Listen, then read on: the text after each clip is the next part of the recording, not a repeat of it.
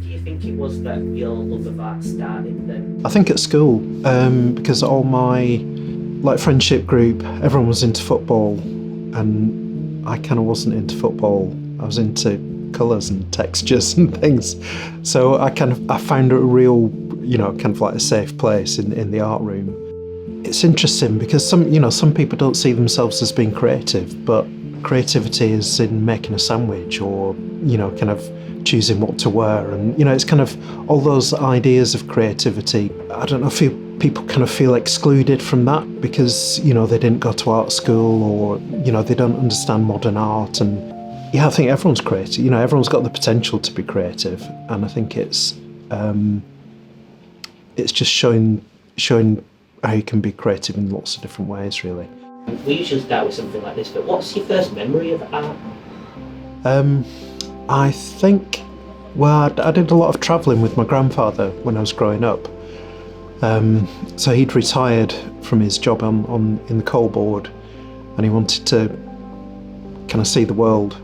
So I was about 9 or 10 years old, and our first trip went to Pompeii and Naples and Capri, and I think it was through collecting things like bus tickets when we'd be in China, and kind of coming home and looking at the type and the design and kind of making that association between travel and discovery, and then the kind of graphic links between that. I really understood the connection you can get with art. Yeah, I think those early trips with my grandfather were really formative, and they kind of introduced me to the wider world as well from where I grew up. So I'd come back from those trips and then I'd give a little talk at school about the things that I'd seen, and I'd little postcards that I'd collected and things like that. Now I've got a computer, I can use millions of colours, but I choose to use black and white because it's a connection to where I came from. All the work that I really liked was produced with really minimal means, like small press stuff and, kind of zines and fanzines and things. It's like when I was at college, it was 4p to get a photocopy made. And it's like, I've got 12p, I can do 3 photocopies. How am I going to cram the most stuff onto this bit of A4 paper? Or how am I going to make a little zine out of these 3 photocopies? There's an immediacy about words and phrases, and kind of, I think it's the way I communicate. Trying to sum up things really simply and really boil ideas down to their real essence and kind of connect through words and phrases. And I think I still want it to be understandable, by the widest possible audience, really. The way that I present the work with the kind of typography that I use and the typefaces, they've got a kind of connection with history, the history of design, and how all that kind of connects together to make the final piece of work that then just has to stand up by itself in the world. It has to do its job without any explanation. It's a simple choice of using less materials, but making those materials really say something. But what's your connection with Leeds then? So after I finished my foundation course, it was time to apply for a degree course.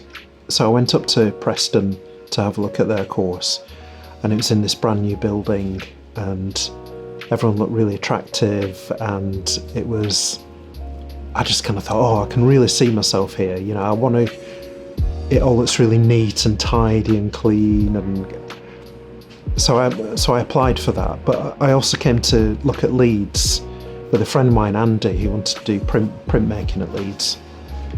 And we came to the city, and it was a bit rough around the edges, and the art school was this kind of brutalist concrete building, and it was definitely didn't have the sheen of Preston. It had a kind of realness to it.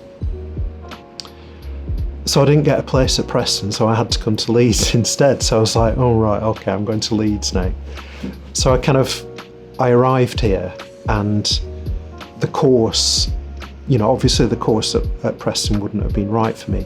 The course at Leeds just completely opened me up And Leeds being the kind of cultural city that it is, there's lots of music happening, so like, you know, all the touring bands would be here, and if I'd got my place at Preston, I would have turned out to be a very different artist and designer than I am now. Yeah, we're alright. We're alright. Give it a little bit more time. Okay, so first of all, mural. Did you ever want to do a mural before that, or how did that come about? And I guess, were your headspace there already? Were you searching for it, or did it find you?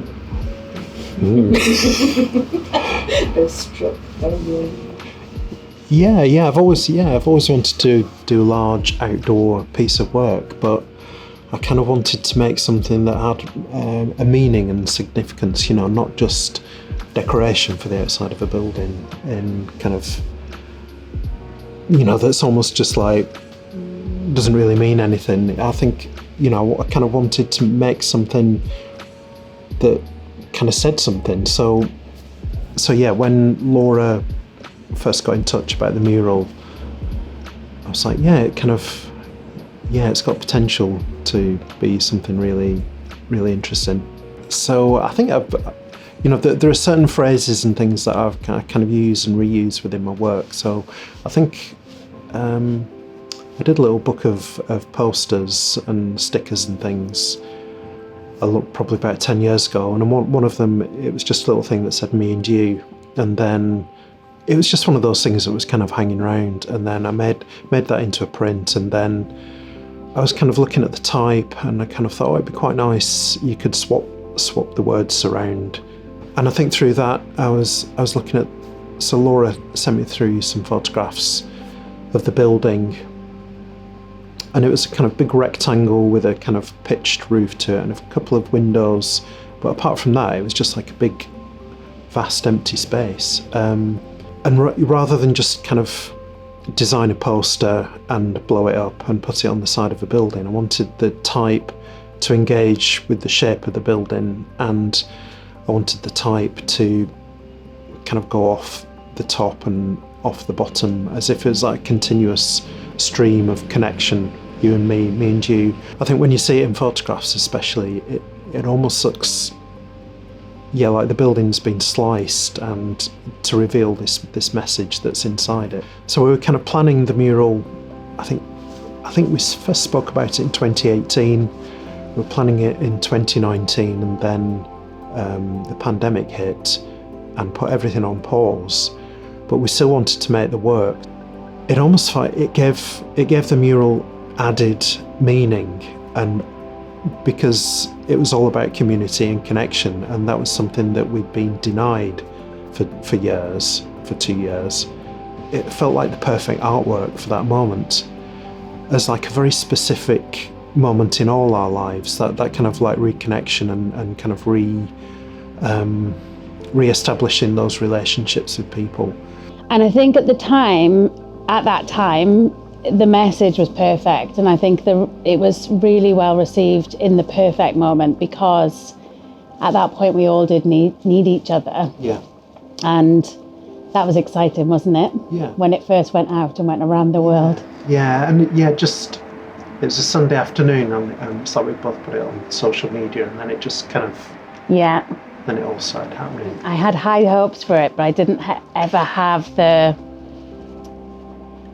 it just went wild. It was insane how far it went and how well it was received, and it was super exciting when you were seeing it kind of like, I remember a New York gallery picked up on it, and then someone in Australia, and it just, it was wild. I didn't expect it to go as far as it went, but I think it resonated with that moment in time. It ended up being about a broader community and about connections between people coming together to make a community, and that idea of the kind of constant stream of connections talks about, a kind of community growing and a city growing, and connections between people that, become important things in everybody's lives. And that's why huge cities like Leeds grow up, because of all those connections between individuals to kind of create this space together. I think, you know, we wanted to make a landmark, and it's you know, it's turned into a landmark, and you know, it's kind of really, it's done its job. When you just see it, when you come around the corner, you know, it feels, I don't know, it's like seeing the Statue of Liberty, or you know, or the Eiffel Tower, something you're super familiar with through images, but then you see the actual thing itself, and you think, yeah, it really is there. You know, it's a real thing, and it's painted on a wall with paint. I don't know, it's almost like, if I do another one, it has to be of the same standard and as good as the one that, you know, that's in Leeds. So yeah, I'm not sure how to achieve that. The big one is like, what would be the dream job or the dream piece of work to create? I suppose to have a real big mural in the heart of Leeds, really. That would be my dream, and that dream has come true. I think that's the other thing which is really beautiful about it, is the amount of pictures that we get tagged in, and the amount of different situations and scenarios and people, and it gives me goosebumps.